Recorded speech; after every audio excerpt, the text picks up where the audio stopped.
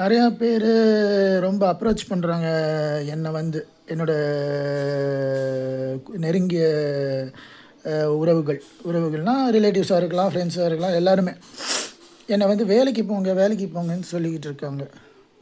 உங்களோட என் மேலே உங்களுக்கு இருக்கிற அக்கறை எனக்கு ரொம்ப சந்தோஷத்தை தான் தருது. ஏன்னா உங்களோட அன்பை நான் மதிக்கிறேன்.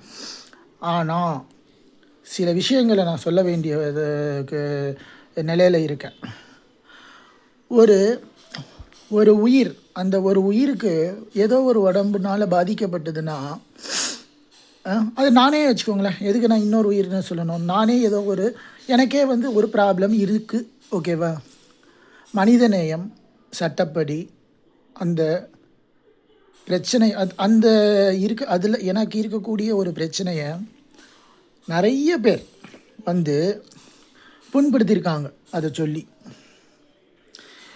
இது மனிதநேயமா? இது கரெக்டான கேள்வி. மனிதநேயம் கிடையாது. பண்ணியிருக்காங்க, சரிங்களா? இது சட்டப்படியும் குற்றம், மனிதநேயப்படியும் குற்றம்.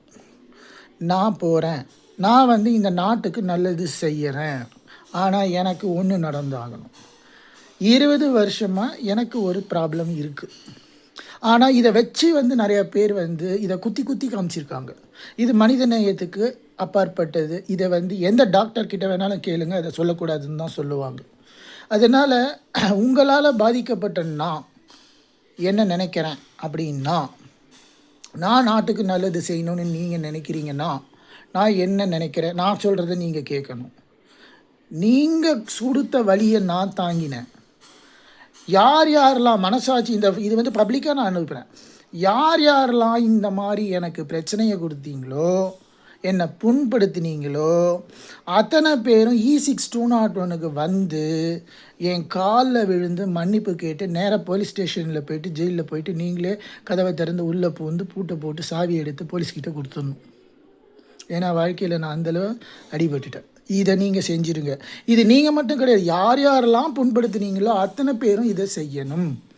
ஏன்னா இது கரெக்டு தான் நான் சொல்கிறது. ஏன்னா இது மனிதநேயத்துக்கு அப்பாற்பட்டது. ப்ளூ கிராஸ்னே ஒன்று வச்சுருக்காங்க. இல்லை, ஒரு விலங்குக்கே அவ்வளோ தூரம் நீங்கள் இம்பார்ட்டன்ஸ் கொடுக்கும்போது ஒரு மனிதர்களுக்கு நீங்கள் ஏன் அதை கொடுக்க மாட்டேன்றீங்க? நீங்கள் நல்லது செய்கிறது முக்கியம் இல்லை, ஆனால் கெடுதலும் தானே செய்கிறீங்க. அதை ஏன் நான் கேட்கக்கூடாது? நான் நல்லது செய்ய தான் நினைக்கிறேன், ஆனால் நானும் ஒரு மனுஷன் தானே. நீங்கள் அதை செய்யணும். ஒரு நாள் ஜெயிலில் இருங்க, நான் அந்த தண்டனை தான் உங்களுக்கு கொடுக்குறேன். ஒரு நாள் ஜெயிலில் இருங்க போதும். ஏன்னா நீங்கள் என்னோட உறவு கொண்டாடி இருக்கீங்க பல இடத்துல. உறவுனா அது ஃப்ரெண்டாக இருக்கலாம், எதா வேணால் இருக்கலாம். நீங்கள் செஞ்சது தப்பு, சரியா?